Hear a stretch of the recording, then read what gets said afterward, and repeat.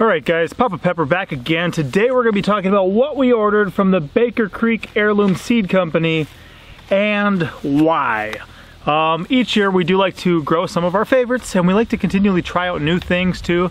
I'll be doing a video in the near future about some things to consider as you get ready for your next season of gardening. But one thing I love about them too guys, they sent us 4 free gifts for our order. So I've got some amarillo carrots, which is a yellow carrot, very cool. Bee balm lemon, which is going to be very cool. Zinnias, which who doesn't love zinnias? Nice flower.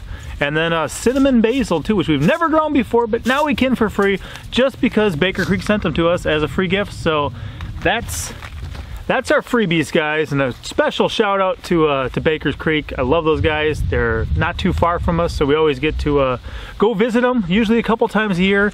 Enjoy seeing their garden. It's been inspirational in some of the things we've done with ours, including my gourd tunnel. And I'm just gonna kind of talk about some of the different things we're growing and why. And I'm gonna start off here with red pepper, and she's gonna share with you what she's growing. So what do you got there, child?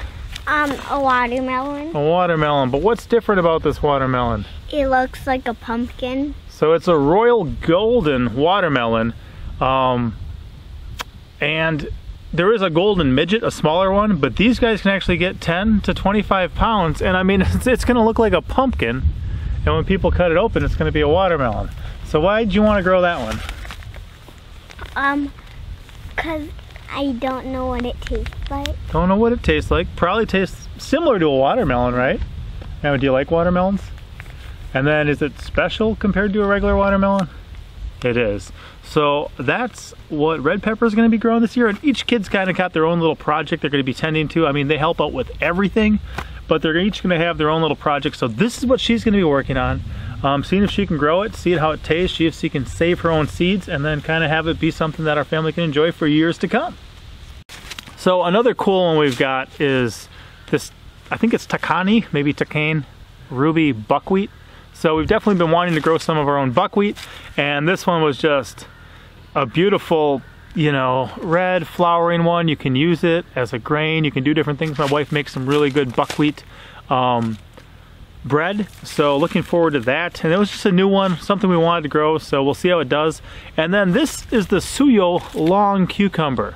Over the summer we spent some time watching the garden next door for Bluer Than Green and All for the Good, and they had suyo long cucumbers, I believe, and they produced incredibly. We used them fresh. We made some pickles with them. I love them because they've got a real kind of rough outer shell to them, the texture of them. So when you cut them in half, it almost looks like when you crinkle cut them, you know, sideways, it's got that rigid edge, which is really cool. And we actually dehydrated some too. We made our own like pickle chips. So that was really exciting for us. Now this guy, I'll have to pull up the picture in here. You can hop up, son. So monster truck here, he's a lot like me in a lot of ways, and he found a pretty cool one that he wanted to try growing. Do you remember what it is? No. No? Well, what does it look like? Do you remember? Is it small? Is it long? Is it skinny? It's big. It is big. A watermelon? No, that's what the girls are doing. This one, right? Oh. So he's got this snake bean gourd, and if you guys watched me this last year, you know I love growing our actual snake gourds. This is another a snake melon or snake gourd, but it tastes, it says it's their new favorite vegetable, is what Baker Creek says in their catalog, and it says that it tastes like green beans, even more delicious and tender. So anytime you've got something that's incredibly long and produces a lot of food, it's gonna work out great for us. And the cool thing too, like here it says Chinese python snake bean, and you know, minimum of 5 seeds. Okay, I opened up and peeked inside. We had 11 in the one, so I love the fact that, you know, here I can take it for $3, order a minimum of 5 seeds, and wind up with many more on that. Now you saw us grow the snake gourds last year, right? How'd they work out for our family? They look good. They worked good. And how's the flavor of them? Yummy. Yummy. So do you think one that tastes like a green bean but even more delicious would be good? Yeah. Yeah, so do you want to just grow these all across the ground, or do you think we should put them up on something? We could put them up on something. So that's gonna be one of our projects as we prepare. You can see here they got it growing on some bamboo and stuff, and I actually had, it was seriously about 1:47 in the morning, today when I was laying in bed, not sleeping. And I thought of a way to incorporate cedar posts with some bamboo running across it that can support stuff like this, that I think we're gonna do, because bamboo is great, but it's not the most sturdiest on its own. So I'm looking forward to that. And sometimes when you're up in the middle of the night, it's good to have thoughts that are useful. So that's what Monster Truck's gonna grow. We're looking forward to that. And again, it's, you know, we can try this. If it works good, good. If we like it, good. If not, we tried and now we know. But I love just incorporating new stuff, and anything that can really produce and really do well for us. It produces a lot of stuff. Man, it's perfect for a family, especially one our size. So this is another cool new one. It's gonna be a winged bean, and I like growing different kinds of beans. The Chinese noodle beans and the long beans are ones that we definitely like.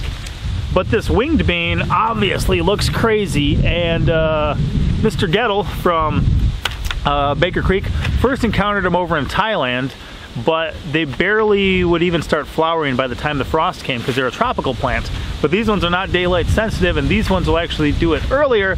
So we're gonna get some of these growing, I think maybe even right off to the side here, and try to grow some of those because they're just something new, something different, something cool. Another one is we're gonna be growing these beets, these mammoth red mango beets, because it's good to have some for fodder. Sometimes animals will eat these, and we want to be growing more of our own animal feed too. And then I love corn. Seriously, if I could, I'd just have all sorts of different corns all over the place. But I found this one, this striped japonica, and it has these cool little, you know, kernels that you can use. But then look at the color of those leaves. That's just incredible. So looking forward to those. And one of the things I gotta start spacing things out too, to kind of protect against cross-pollination. So that's part of my plan as well. So now I've got Pinkie Pepper with me, and much like her sister, she's also growing a watermelon, but yours is a little different. What's up with yours? Tiny one. It's a tiny one. Can you show them the picture and see if it focuses? So she's got this tiny little one. It's called Beni Kodima, and it's a tiny little, you know, pocket-sized one, they say, from Japan. And anytime we can kind of take a little one and, you know, here it is in the book on page number 109. But we can take a little one, just kind of cut it in half, give it to the kids.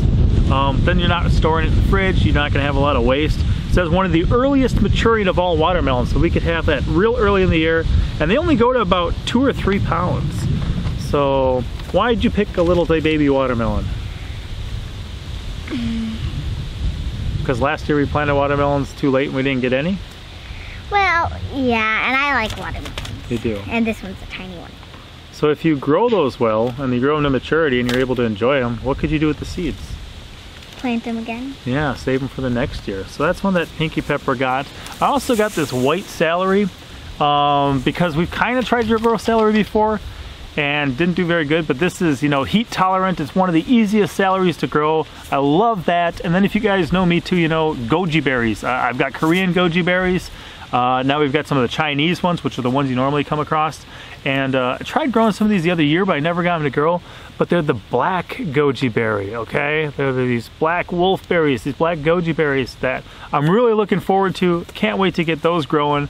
And this one's actually been on my list to try for a couple of years now too, strawberry spinach. It's kind of similar to, I think, lamb's quarters, but then it puts these little red clumps of tasty stuff on there too that kind of look like strawberries, hence the name strawberry spinach. And then we always do look for like new variations of old favorites. So when we have this golden lemon balm, we're definitely excited about that too. And that'll be a new one we're trying, and that should be a nice perennial herb that's going to be kind of be there for years to come. And they reseed really well too from what we saw with our lemon balms, right? Mm-hmm. So this agastache, I think is how you pronounce it. This is Navajo Sunset variety. I think they can get like 3 or 4 feet tall, and they're perennial. So we love some tall perennials to attract different pollinators. Definitely looking forward to that. This one I think is called Celtis. So it's a type of salad, you know, a type of leafy kind of salad green, but it's grown for its stalks. So you got these big crunchy stems you grow it for. Good levels of vitamin C. Some people call it a superfood. So definitely looking forward to that. This I have grown before, but it's the orich. So orich is also a big leafed kind of kind of like relative similar to lamb's quarters, I think, but really cool, really tall, really big. Love that. I love radishes here too. You guys know I grow the daikons as soil drills to kind of help build up our soil and work it. But this one is the Chinese Shawo fruit. So it's a green radish, and they say it's so sweet that people actually use it as a fruit substitute, which if that's the case, I love that. That's amazing. And then this was a new bean I had found. It's the bean, the Fort Portal Jade. So a beautiful green colored bean. Love to just have some, you know, beans on hand. My wife uses beans for a lot of different cooking. So rather than just sticking to like kidneys or, you know, pintos or black beans, now we can have those green beans and use those and stuff too. So we're excited about that. You can come sit by me, girl. Hey there. Okay, I want you to hold this up, and then I'm gonna pull it up quick.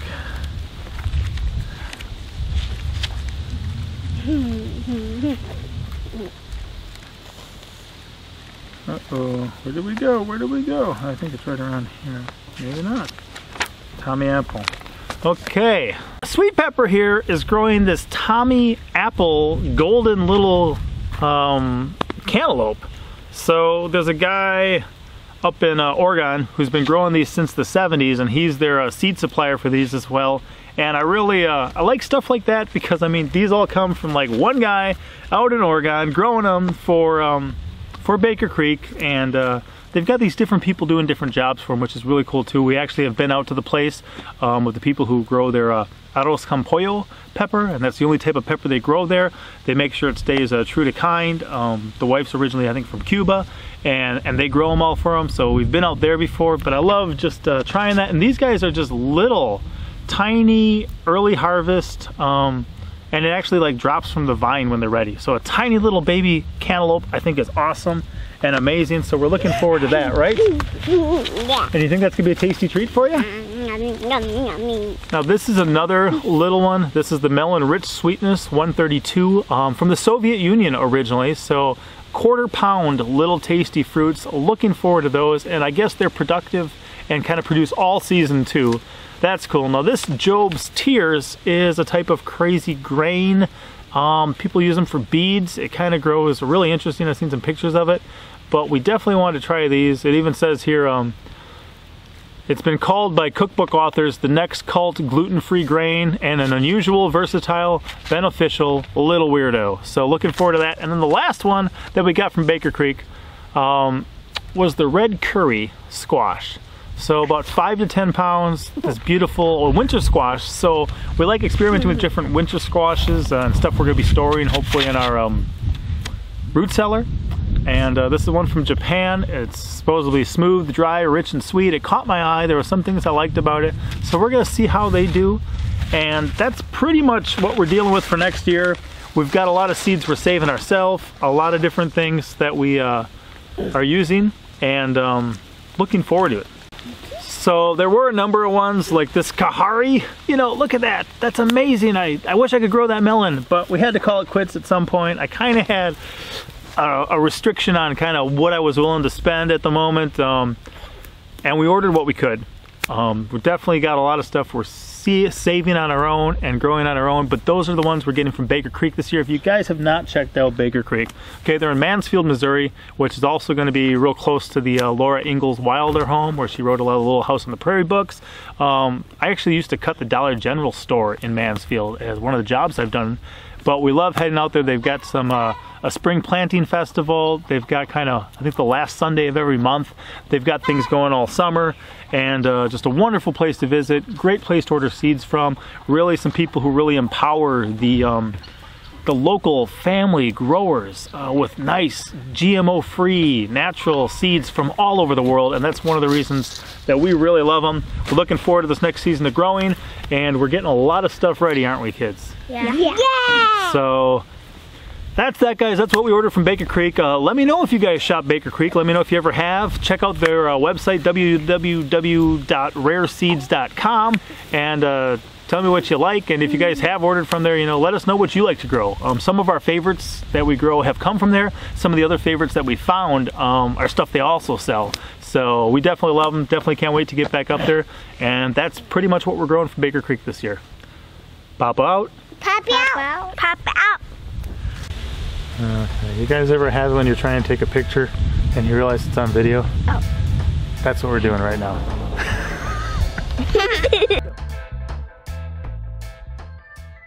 As always, I'm Pepe-Pepper, and I'd like to remind you, don't post for free. If you'd like to be part of a revolution in social media, an economic power to the people where users can actually blog for cryptocurrency, then I'd recommend that you check out steemit.com and join the revolution. Papa out.